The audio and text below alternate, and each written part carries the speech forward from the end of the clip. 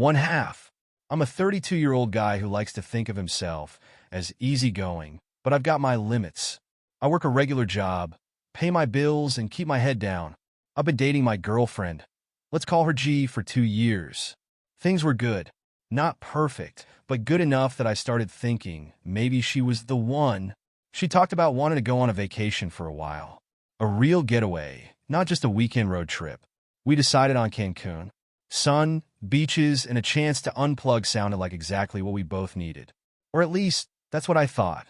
We flew out on a Friday morning. She seemed unusually cheerful, even giddy. I chalked it up to vacation excitement. But looking back now, there were signs, little things that didn't add up. Her phone was glued to her hand during the flight, and every time I glanced over, she tilted the screen away. Who's so important you can't unplug for a few hours? I joked, but she just waved it off. Work stuff, she said. By the time we landed, I convinced myself I was overthinking. The first 2 days were fine, normal vacation stuff. We lounged by the pool, explored local restaurants, and took goofy pictures. But something shifted on the third day. She kept sneaking off to take work calls, which felt odd for someone who'd insisted she wanted to relax. Around mid-afternoon, she said, "I'm going to check out the shops down the street. Want to come?" I was stretched out on a lounge chair with a cocktail in hand. "Nah, I'm good. Bring me back something cool." She smiled, too wide, like she was relieved I said no, and disappeared. Something about her energy didn't sit right. I'm not the paranoid type, but I decided to follow her. I gave her a 10-minute head start, then headed toward the shops. Sure enough, I spotted her by a coffee shop, but she wasn't alone. Sitting across from her, laughing like they'd shared some inside joke, was a guy I recognized instantly. Her ex. Let me pause here and explain. G had a long history with her ex. They dated on and off for years before we met, and she swore up and down they were done. She even showed me messages where she told him to stop contacting her. Seeing them together now made my blood boil. I didn't want to make a scene. Not yet. Instead, I hung back, snapping a couple of pictures with my phone. Evidence. My heart was pounding, but I forced myself to stay calm. I waited until she left the coffee shop and followed her at a distance. They walked to a nearby park, laughing and chatting like old friends, or more. She hugged him before they parted ways. I could have confronted her right then, but I didn't. I wanted to see how far this would go. Back at the hotel, she was all smiles. The shops were great. "I got you this." She handed me a cheesy souvenir keychain. "Thanks," I said, forcing a smile. "Looks like you had fun." "Yeah, it was nice to get out for a bit." She didn't even flinch. That night, while she was in the shower, I went through her phone. Yeah, I know it's not cool, but I needed answers. Sure enough, there were texts between her and her ex. They'd been planning this for weeks. The vacation was just a cover for their little reunion. My hands were shaking as I scrolled through the messages. She told him she missed him, that she still thought about him, and that she needed closure. Closure? Give me a break. I didn't sleep that night. By morning, I'd made up my mind. The next day I played it cool. We went snorkeling, grabbed lunch, and even took a sunset walk on the beach. But in the back of my mind, I was planning my move. That night, I told her I wasn't feeling well and wanted to stay in. She looked disappointed but didn't argue. "I might head out for a bit," she said casually. "Sure," I said. As soon as she left, I sprang into action. I packed my things, called the airline, and booked the next flight home. Then, I went to the front desk and canceled our room, citing an emergency. When she came back to the hotel around midnight, I was gone. I left her a note. "Gee, I know about your little reunion with X's name. Hope it was worth it. The room is canceled, and I'm on a flight back home. Good luck sorting this out." Harsh? Maybe, but she deserved it. On the flight home, I kept thinking about all the little red flags I'd ignored over the past 2 years. The secretive texts, the weird excuses, the way she always downplayed her history with her ex. I felt stupid for not seeing it sooner, but mostly I felt relieved.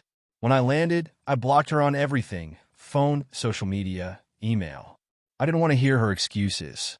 A few days later, mutual friends started reaching out. Apparently, G had called them in tears, claiming I'd abandoned her in Mexico. She didn't tell you why? I asked one of them. She just said you freaked out and left. I sent them the pictures and screenshots. That shut them up fast. The fallout was brutal for her. She had to scramble to book a last-minute flight home, which cost her a fortune. Her ex ghosted her as soon as she told him what happened, and her friends started distancing themselves once they found out the truth. As for me, I'm doing fine. Better than fine, actually. Getting out of that relationship was the best decision I ever made. So, if there's a lesson here, it's this: trust your gut, and don't let anyone make a fool out of you. I wasn't expecting much fallout beyond what I'd already heard, but G wasn't the type to let things go quietly. A week after I got back, I received an email from an unknown address. It didn't take long to realize it was her. The email was a disaster of half-baked apologies, excuses, and outright lies. She claimed meeting her ex was a spur-of-the-moment thing and that she didn't mean for it to happen. She begged me to talk to her, insisting that I'd misunderstood everything. Misunderstood? I had pictures. I had texts. What was there to misunderstand? I ignored her email. A couple of days later, I got a call from one of her friends, someone I'd been on good terms with. "You really hurt her," they said. "Hurt her?" I replied. "Do you know what she did?" She told me she met up with her ex, but it wasn't what you think. She just wanted to clear the air. "Right," I said, my voice dripping with sarcasm. Because hugging and sneaking around is totally about clearing the air. When I sent her friend the same screenshots I'd sent the others, they stopped trying to defend her. For a while, I thought that was the end of it. But G wasn't done. She started spinning a different story, one where I was the bad guy. According to her, I was controlling, paranoid, and had ruined the vacation because I couldn't handle her being friends with her ex. She even tried to claim I'd stolen her stuff when I left, which was laughable since I'd barely packed my own. She posted about it on social media, painting herself as the victim of my jealous rage. I didn't care about her lies, but what I didn't expect was how far she was willing to go. One morning, I woke up to a text from my boss. "Call me ASAP." Confused, I dialed the number. "We got an email from someone claiming you've been acting erratically and might be a danger to the team," he said. It included screenshots of texts where you supposedly admitted to being unstable. I felt like I'd been sucker punched. "None of that's true," I said quickly. "We figured," my boss replied. "But HR needs you to come in and clear it up." When I saw the email, my stomach turned. G had pieced together fake screenshots to make it look like I'd been ranting about her and threatening people. It was sloppy work, typos, weird formatting, but still unsettling. Thankfully, my boss believed me, and HR dismissed it as a hoax. But the damage was done.